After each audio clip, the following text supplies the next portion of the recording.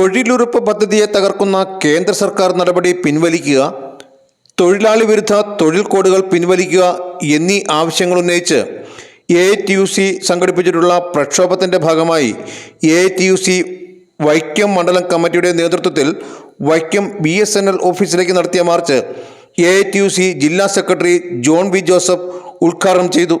ഗുരുതരമായ സാമ്പത്തിക സാമൂഹിക പ്രതിസന്ധിയുടെ നടുവിലാണ് സാധാരണ ജനങ്ങൾ അകപ്പെട്ടിട്ടുള്ളത്.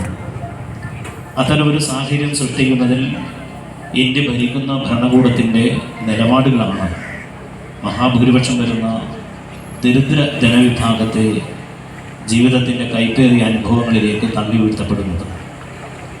ആ ഭരണകൂടത്തിൻ്റെ നിലപാടുകൾ ചോദ്യം ചെയ്യാൻ, ആ നിലപാടുകളെ പരാജയപ്പെടുത്താൻ ആവശ്യമായ തൊഴിലാളി വർഗത്തിൻ്റെ കരുത്തുറ്റ മുന്നേറ്റം അനിവാര്യമായൊരു ഘട്ടത്തിലാണ് AITUC ഇതുപോലെ സമരങ്ങൾക്ക് നേതൃത്വം നൽകാൻ തീരുമാനമെടുത്തത്. 1920 AITUC രൂപീകരിക്കുമ്പോൾ ബ്രിട്ടീഷുകാരാണ് ഇന്ത്യ ഭരിച്ചത്. ബ്രിട്ടീഷുകാർ രാജ്യത്തെ തൊഴിലാളികളെ ചൂഷണം ചെയ്തു, രാജ്യത്തെ കർഷകരെ ചൂഷണം ചെയ്തു, ജനാധിപത്യ അവകാശങ്ങളെ നിഷേധിച്ചു. അടിമസമാനമായൊരു ജീവിതമായിരുന്നു അന്നത്തെ ഭാരതീയർക്ക് ബ്രിട്ടീഷുകാർ നൽകിയത്. ആ ബ്രിട്ടീഷുകാരിൽ നിന്ന് ഇന്ത്യയെ മോചിപ്പിക്കാനുള്ള അതിശക്തമായൊരു പോരാട്ടം ആവശ്യമായി വന്ന സന്ദർഭത്തിലാണ് 1920 AITUC ഇന്ത്യയിൽ രൂപീകരിക്കുന്നത്. P. സുഗതൻ അധ്യക്ഷത വഹിച്ചു. അവകാശങ്ങളെല്ലാം നമ്മുടെ രാജ്യത്തെ ഇന്ന് അധികാരത്തിലേറിയ വർഗീയ ഭ്രാന്തന്മാർ, BJPയുടെ ഗവൺമെൻറ് എല്ലാം തട്ടിത്തെറിപ്പിച്ചുകൊണ്ട് മുന്നോട്ട് പോവുകയാണ്.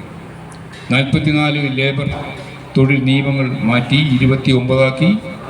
ഇപ്പം അതെല്ലാം കുറുക്കി ഇപ്പം 4 നിയമങ്ങളായി, 4 കോഡുകളാക്കി തിരിച്ച് ഇന്ത്യയിലെ തൊഴിലാളികളുടെ അവകാശങ്ങളും നിയമങ്ങളും എല്ലാം തകർക്കുന്ന രീതിയിൽ സമ്പന്ന ജനവിഭാഗത്തിന് വേണ്ടി, മുതലാളിത്ത വർഗത്തിന് വേണ്ടിയുള്ള നിയമങ്ങളാണ് ഇപ്പോൾ കൊണ്ടുവന്നിരിക്കുന്നത്.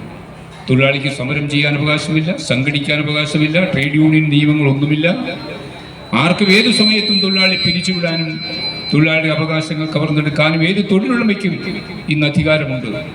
ഏത് സമയത്തും പിരിച്ചുവിടാം. MD Baburaj, PS Pushkaran, D Ranjith Kumar എന്നിവർ സംസാരിച്ചു. PR Sasi, S Biju, MS Ramendran, Anilkumar, Geetha Soman തുടങ്ങിയവർ നേതൃത്വം നൽകി. Vision news, Vaikom.